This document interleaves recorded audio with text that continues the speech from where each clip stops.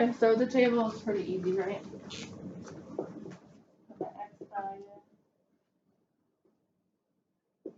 y value. I'm just gonna list it right in order: A, B, C, D, A. So we're going x, comma y, in our ordered pairs 3, comma 2.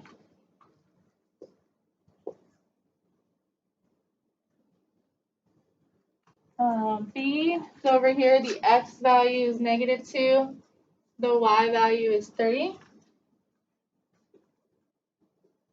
And C, -1, -4.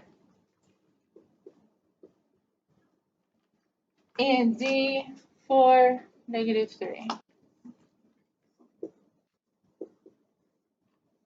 So a mapping diagram is most often shown like a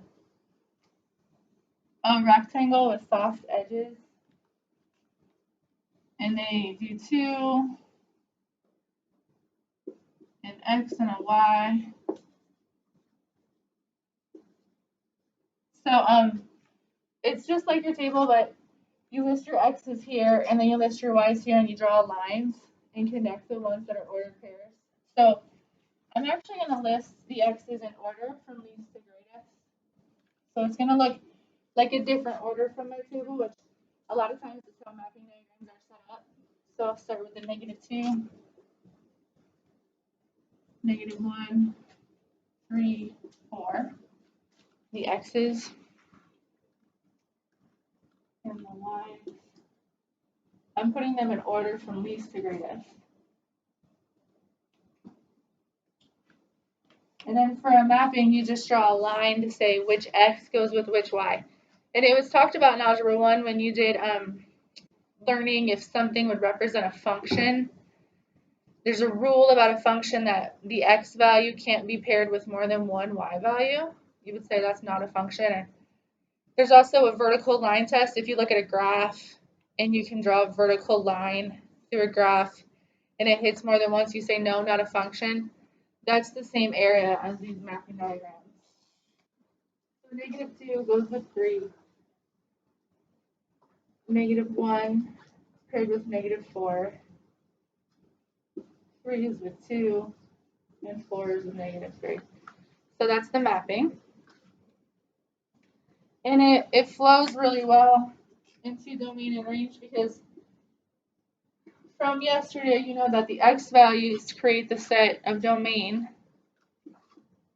and a range is the set of y values.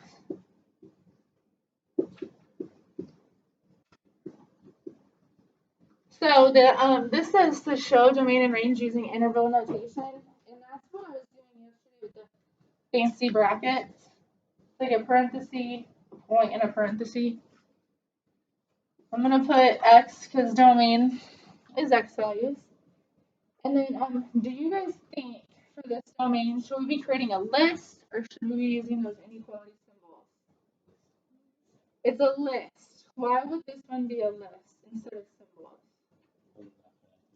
They're not connected. So just like we talked about yesterday, if these points aren't connected, then x can't be a set from -2 to 3. There's no line there. It's just specifically these x values. And they're already right there in order, so.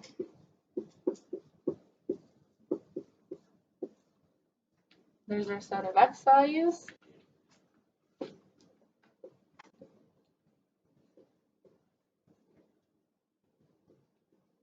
Range will be our set of y values.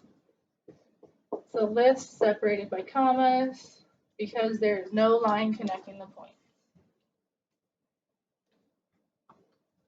Any questions on 1, 2, or 3? Okay. Yeah. So just going back to the table.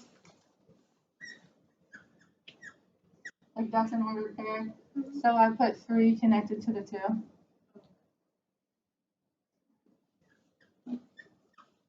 And I put -2 line to the 3. So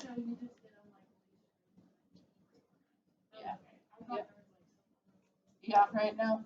And not every mapping isn't necessarily in order like this, but a lot of times they are. So that's why I ordered them.